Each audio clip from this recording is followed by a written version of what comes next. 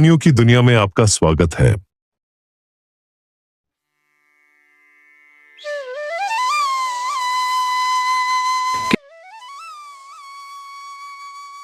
अरे माला, जल्दी करना, देर हो रही है। बस भाभी आ गई, मैं जरा चप्पल पहन लूं। जल्दी आजा, नहीं तो तेरे भैया गुस्सा करेंगे। आ गई भाभी। भाभी, आज साइकिल पर पीछे मैं बैठूंगी। अच्छा दादी, और मैं कहाँ बैठूंगी? आप आगे बैठ जाओ ना, जैसे मैं बैठती हूँ। हट पगली, साइकिल पर आगे छोटे बच्चे बैठते हैं, बड़े नहीं। ये कहानी है माला और सरिता की। माला और किशन भाई बहन थे। कुछ साल पहले एक हादसे में माला के माता पिता की मौत हो गई। तभी से किशन ने माला की सारी जिम्मेदारी उठा ली। माला को माँ और भाभी का प्यार मिले, इसलिए किशन ने सरिता से शादी कर ली। सरिता ने भी माला को अपनी बेटी ही मान लिया। वो माला पर जान छिड़कती थी। उस दिन किशन, माला और सरिता गांव में ही एक शादी में जा रहे थे। फिर शादी में खाना खाते हुए, भाभी, ये दुल्हन ने क्या पहना हुआ है? ये लहंगा है। अब तेरे पास भी तो है वो हरा वाला। नहीं, लेकिन ये तो उसके जैसा बिल्कुल नहीं है। क्योंकि ये दुल्हन का लहंगा है और बहुत महंगा भी आता है। अच्छा, तो कितने का मिलता है ये वाला लहंगा भाभी? अरे तू ऐसे क्यों पूछ रही है? जब मेरी शादी होगी ना, तो आप मुझे ये लेकर दोगी? हाँ हाँ, क्यों नहीं दूंगी। मेरी लाडो दुल्हन बनकर कितनी सुंदर लगेगी। कितनी अच्छी हो भाभी आप। रुको, इसी बात पर मैं आपके लिए एक और रसगुल्ला लेकर आती हूँ। अच्छा, चंट कहीं की। माला और सरिता जिस शादी में गए थे, वो गांव के जमींदार की बेटी की शादी थी। जमींदार के पास पैसों की कमी तो थी नहीं, इसलिए उसने अपनी बेटी के लिए शहर से बहुत ही महंगा ब्राइडल लहंगा सिलवाया था। पर ये बात छोटी माला को कहाँ समझ आती, लेकिन सरिता के दिमाग में ये बात घर कर गई थी। घर लौटते हुए साइकिल के आगे बैठी माला अपने भैया के साथ ढेर सारी बातें करती रही और साइकिल पर पीछे बैठी सरिता बस यही हिसाब लगा रही थी कि उसे हर महीने कितने पैसे जोड़ने होंगे ताकि माला की शादी तक वो उसके लिए एक अच्छा लहंगा खरीद सके। वक्त गुजरता गया और फिर एक दिन, डॉक्टर साहब, वो ठीक तो है ना? इन्हें सांप ने काटा है, जहर काफी फैल गया है। हमें इन्हें बचाने के लिए शहर से कुछ इंजेक्शंस मंगाने पड़ेंगे। आप एक काम करिए, 15,000 रुपए जितना जल्दी हो सके काउंटर पर जमा करा दीजिए। किशन जब खेतों में काम कर रहा था, तभी उसे एक जहरीले सांप ने काट लिया था। उसके साथ ही उसे अस्पताल तो ले आए, लेकिन डॉक्टर ने ऐसी बात कह दी थी जिसके बाद सरिता सोच में पड़ गई।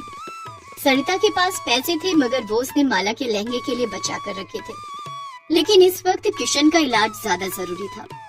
सरिता ने सारे पैसे अस्पताल में जमा कर दिए। इस तरह किशन की जान तो बच गई, लेकिन वो पहले से बहुत कमजोर हो गया। फिर डॉक्टर ने सरिता से कहा, देखिए, इनकी जान तो बच गई है, लेकिन 3-4 महीने इनसे कोई भारी काम मत करवाना, ये झेल नहीं पाएंगे। इनकी सेवा करो और खूब खिलाई पिलाई भी करनी होगी। जी डॉक्टर साहब। उस दिन से सरिता पर घर चलाने की पूरी जिम्मेदारी आ गई। हालांकि अच्छी बात ये थी कि अब माला जवान हो गई थी, तो माला घर का काम देखती और सरिता बाहर जाकर एक फैक्ट्री में काम करने लगी।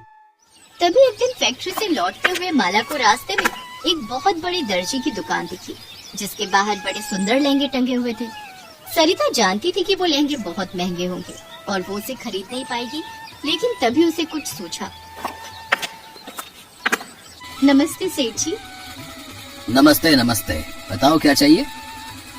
नहीं सेठ जी, मैं कुछ खरीदने नहीं आई हूँ, मैं तो काम मांगने आई हूँ। अच्छा, वैसे मेरे यहाँ एक मशीन खाली तो है। तुम्हें सिलाई आती है? आती तो नहीं है सेठ जी, पर राम कसम बहुत मेहनत करूँगी, जल्दी से जल्दी सीख लूंगी।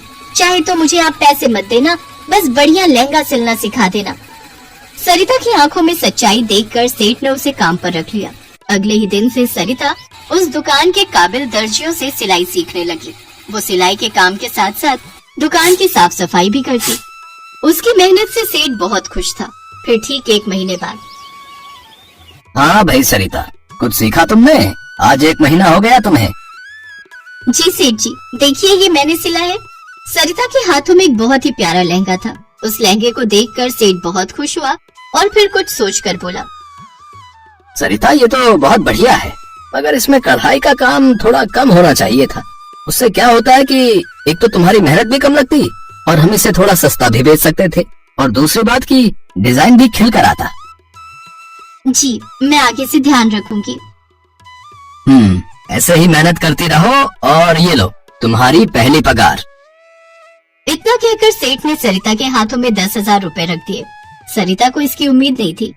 उसने फौरन घर के लिए ढेर सारा राशन खरीद लिया। इधर किशन भी अब ठीक हो चुका था और अपने काम पर भी जाने लगा। इस बीच माला की शादी तय हो गई, लेकिन माला जानती थी कि उसके भाई भाभी कितनी मुश्किलों से घर का खर्च चला रहे थे। उसके बचपन से बस एक ही ख्वाहिश थी कि वो अपनी शादी में बढ़िया लहंगा पहने, लेकिन बचपन की जिद को जवानी की समझदारी ने दबा दिया। उसने अपना मन मार लिया और किसी से कुछ नहीं कहा। ऐसे ही कुछ और वक्त बीता और फिर माला की शादी का दिन भी आ गया। माला, माला, दरवाजा खोल जल्दी। जी भाभी। देखो भाभी, ये साड़ी मुझ पर जच रही है ना? सुंदर लग रही हूँ ना? अरे पगली, इतनी बड़ी भी नहीं हुई कि अपनी भाभी से कुछ छुपा पाए। सेठ जी, अंदर आ जाइए, ये है मेरी गुड़िया। शादी बहुत बहुत मुबारक हो बेटी। शुक्रिया सेठ जी। खुश रहो। और ये लो, ये तुम्हारी भाभी की तरफ से तुम्हारे लिए तोहफा। माला ने फौरन उस थैले को खोला तो उसमें बहुत ही खूबसूरत लहंगा था।